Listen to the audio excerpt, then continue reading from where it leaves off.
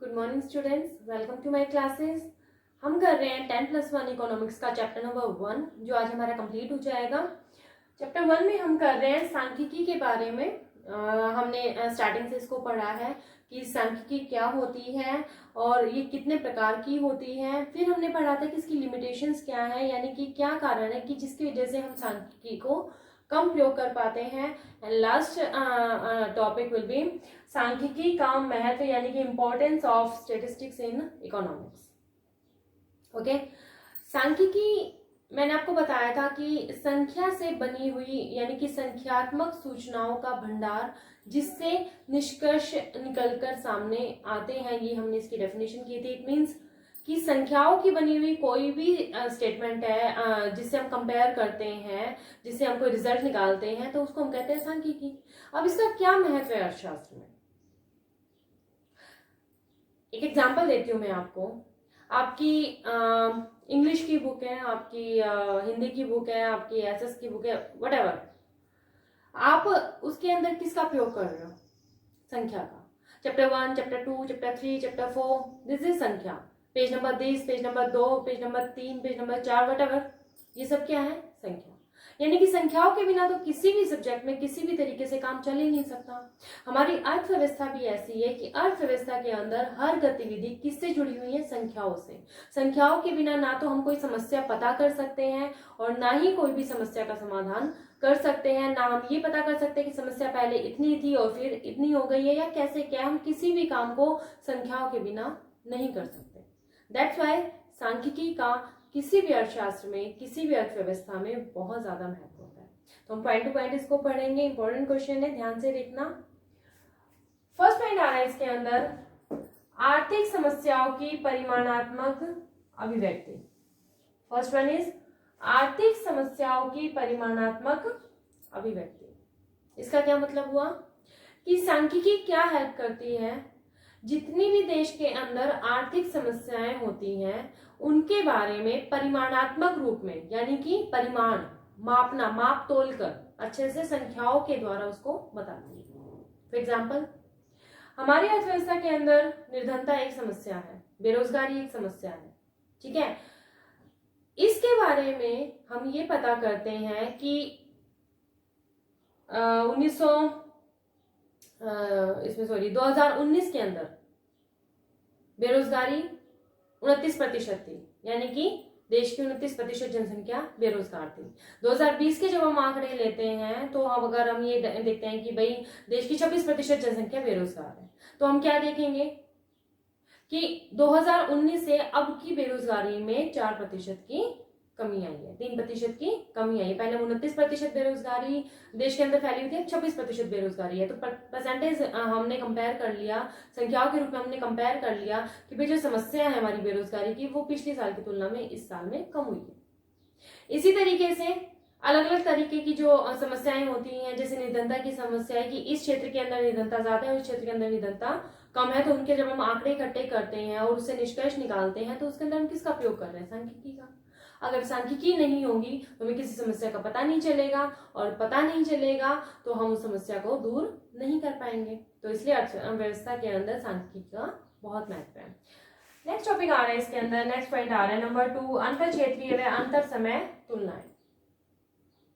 अंतर क्षेत्रीय व अंतर समय तुलनाएं, यानी कि देश के अंदर जितने भी क्षेत्र हैं उन क्षेत्रों की आपस में तुलना करने के लिए भी हमें सांख्यिकी की जरूरत पड़ती है। और अंतर समय मतलब पिछले समय में ऐसा था और आज के समय में ऐसा है। जैसे हम ये करें, स्वतंत्रता के समय भारतीय कृषि के अंदर देश की 72% जनसंख्या लगी हुई थी, ठीक है।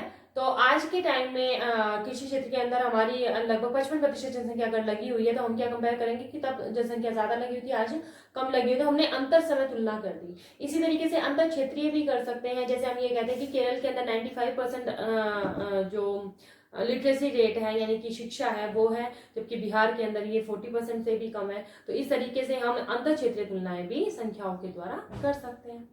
सिंपल है। नेक्स्ट हम संख्या का प्रयोग कहाँ करते हैं? कारण परिणाम संबंध ज्ञात करना। कारण परिणाम संबंध ज्ञात करना, इसका मतलब क्या हुआ? देखिए, महंगाई बढ़ रही है, यानी कि कीमतें बढ़ रही हैं। अब महंगाई बढ़ने का ये एक मतलब रिजल्ट आया हमारे सामने कि भाई महंगाई बढ़ रही है। अब उसका क्या कारण है? उसके कई कारण हो सकते हैं महंगाई बढ़ने की, जैसे कि डिमांड बहुत ज्यादा बढ़ रही है, लोग मांग बहुत ज्यादा कर रहे हैं। क्यों कर रहे हैं? क्योंकि लोगों के हाथ में पैसा बहुत ज्यादा है। अब पैसा बहुत ज्यादा क्यों है? मे बी बैंक की रेट बहुत कम है, ब्याज दर बहुत कम है, तो जो लोग हैं वो क्या कर रहे हैं, पैसा अपने पास ही रख रहे हैं और उसको खर्च कर रहे हैं लगातार, तो इसलिए डिमांड बढ़ती जा रही है। और डिमांड जैसे जैसे बढ़ रही है वैसे वैसे प्राइस बढ़ रहे हैं। तो महंगाई एक परिणाम है, कारण उसका मांग का बढ़ना है। तो उसको हमने किसके द्वारा बताया? संख्याओं के द्वारा, कि भाई मांग 10% बढ़ रही है, इस वजह से महंगाई जो है 20% बढ़ रही है। आई बात समझ में? यानी कि कीमतें जो है किस वजह से बढ़ती चली जा रही है? डिमांड की वजह से। तो हमने कारण परिणाम किसके द्वारा ज्ञात किया? सांख्यिकी के द्वारा। अब जब कारण परिणाम ही नहीं निकलेंगे तो सरकार कोई भी नीति बना नहीं पाएगी। सरकार ये नहीं कर पाएगी कि भाई लोगों से पैसा कैसे खींचे कि जिससे डिमांड कंट्रोल हो। सरकार मॉनेटरी पॉलिसी को कैसे अप्लाई करे, यानी कि सरकार कौन सी नीति लगाए जिससे कि इस जो परिणाम है महंगाई का, इसको कम किया जा सके। तो वो कारण परिणाम के बीच में जो संबंध है वो कौन बता रहा है? सांख्यिकी।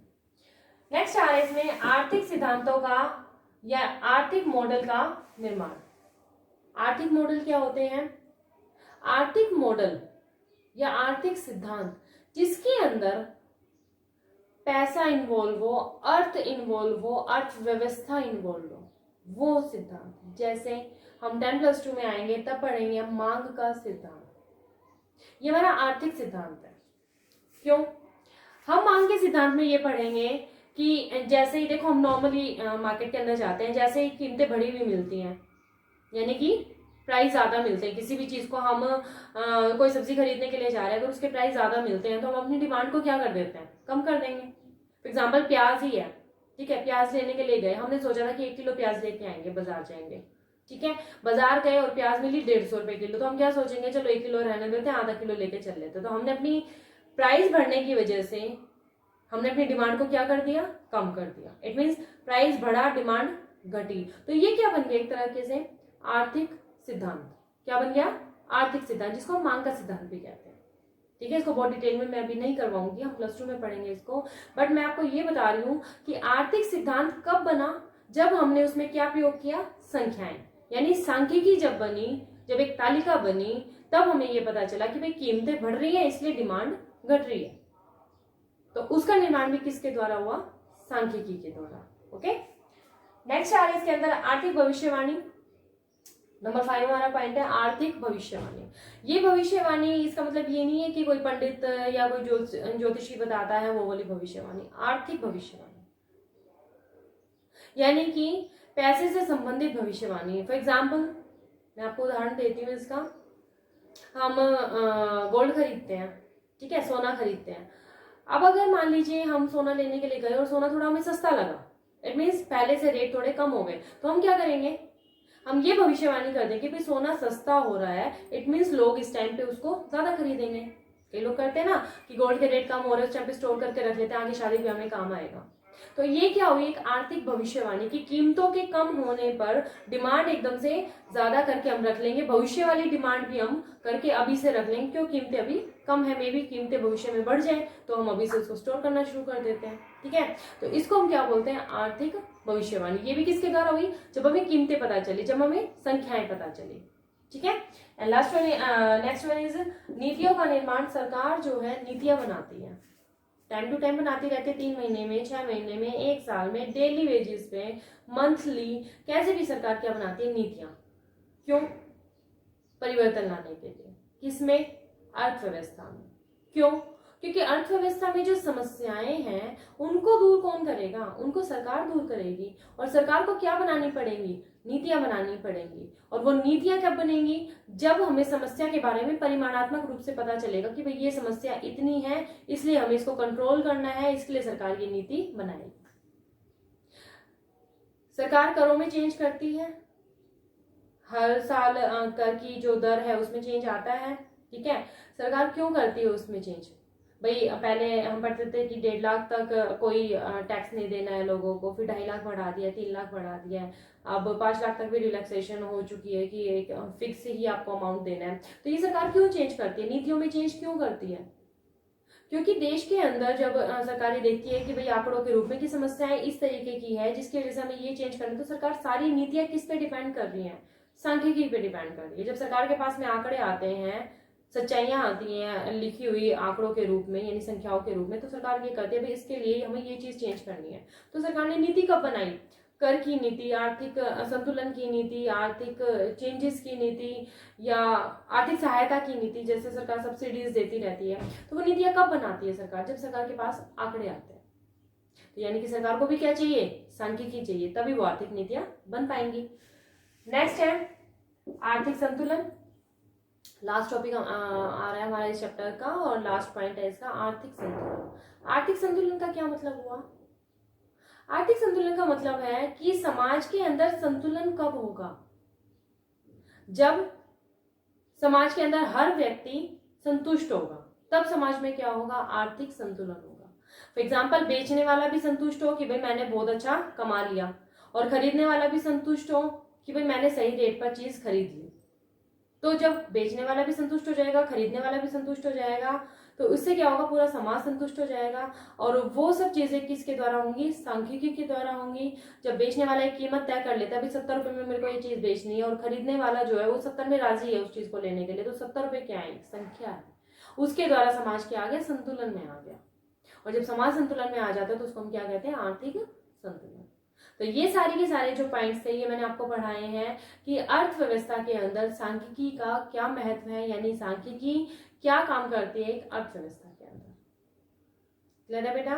तो इसको अच्छे से पढ़ना, अच्छे से समझना, और कहीं पर भी अगर आपको कोई भी दिक्कत लगती है तो आप मुझसे पूछ सकते हैं। ठीक है, थैंक यू सो मच।